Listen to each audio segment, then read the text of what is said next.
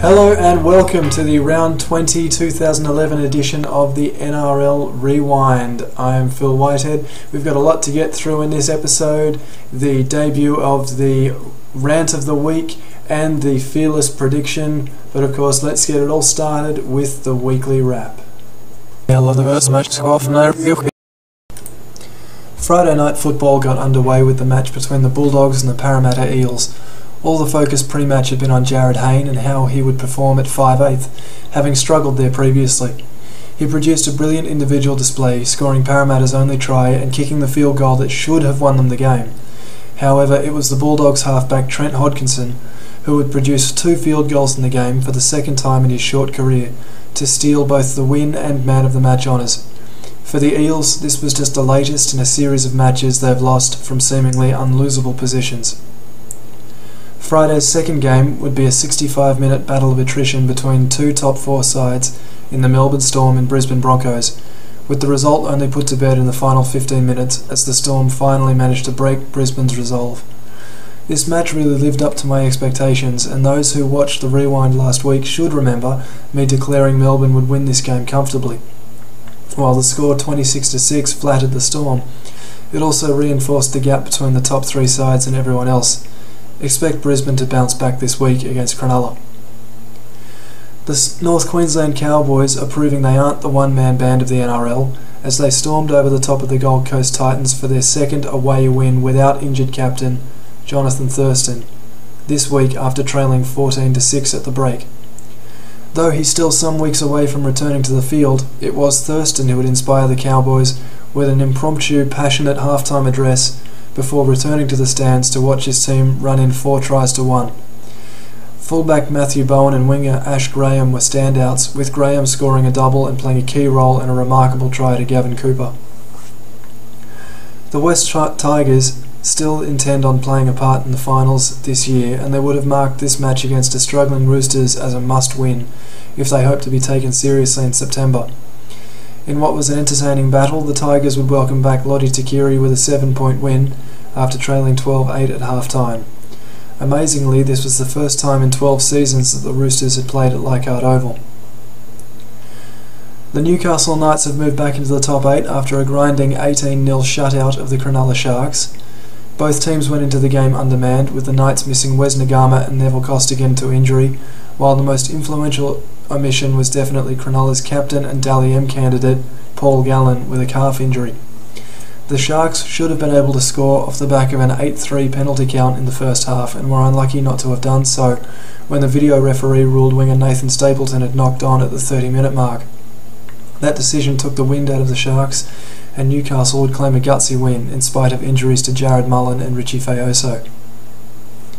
Souths were sounding confident, if Greg Inglis was anything to go by, before their match against the Warriors, claiming the Rabbitohs could still make the 8. Reality bit hard into that bit of optimism, as the finals-bound New Zealanders trounced the visitors 48-16. Manu Vatuvei was the standout with a hat-trick of tries and a 4th disallowed by the video referee.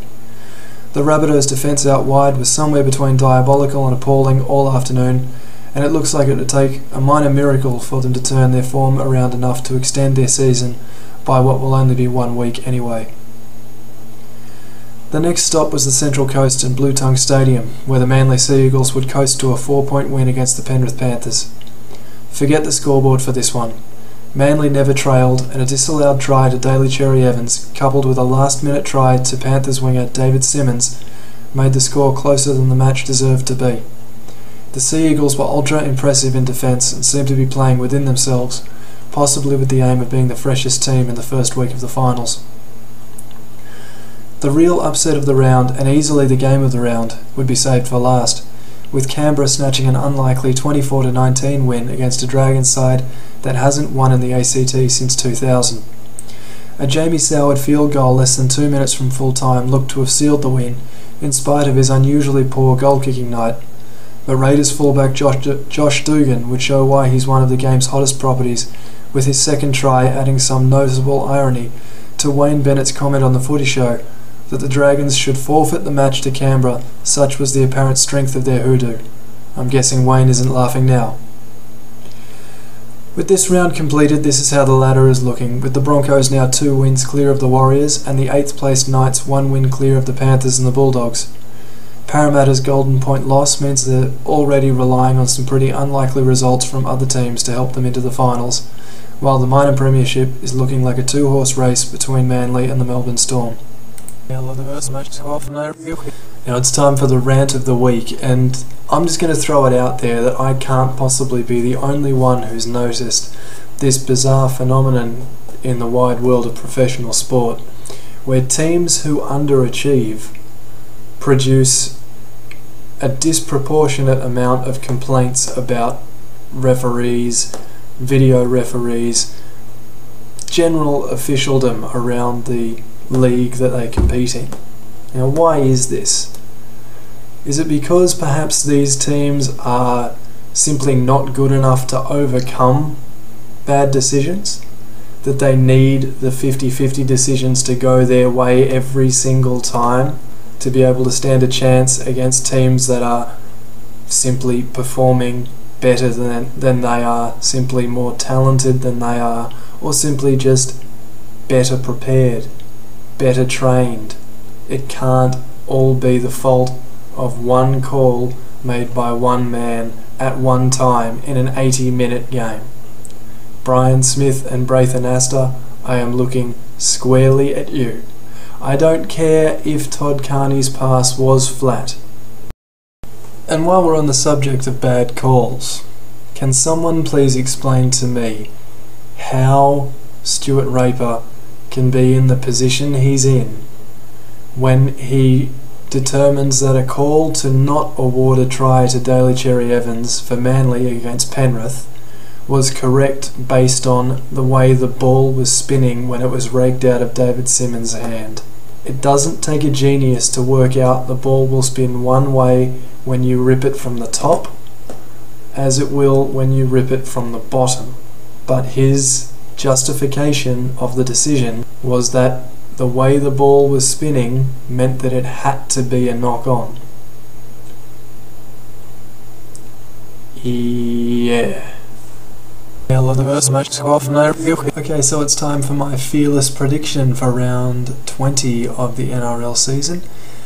And this week I figure with half a dozen rounds remaining in the 2011 season, the time's about right for me to stick my neck right out there and predict what the ladder will look like at the end of round 26, how the finals series will play out, and ultimately which team will become premiers in 2011. So let's firstly take a look at the NRL ladder. My predicted minor premiers after 26 rounds, with no bias at all, the Manly Sea Eagles on 44 competition points ahead of the Melbourne Storm on 42, and the West Tigers and Knights will hold on to their positions in the final 8 ahead of the fast finishing Raiders and the Gold Coast Titans to finish a clear last. Bring it back, bring it back, bring it back, bring it back, bring it back, bring it back, bring it back, bring it back, bring it back, bring it back, bring it back, bring it back, bring it back, bring it back. So that about wraps it up for this round 20 installment of the NRL Rewind. I'm Phil Whitehead, thank you very much for watching, and I'll see you next week for round 21.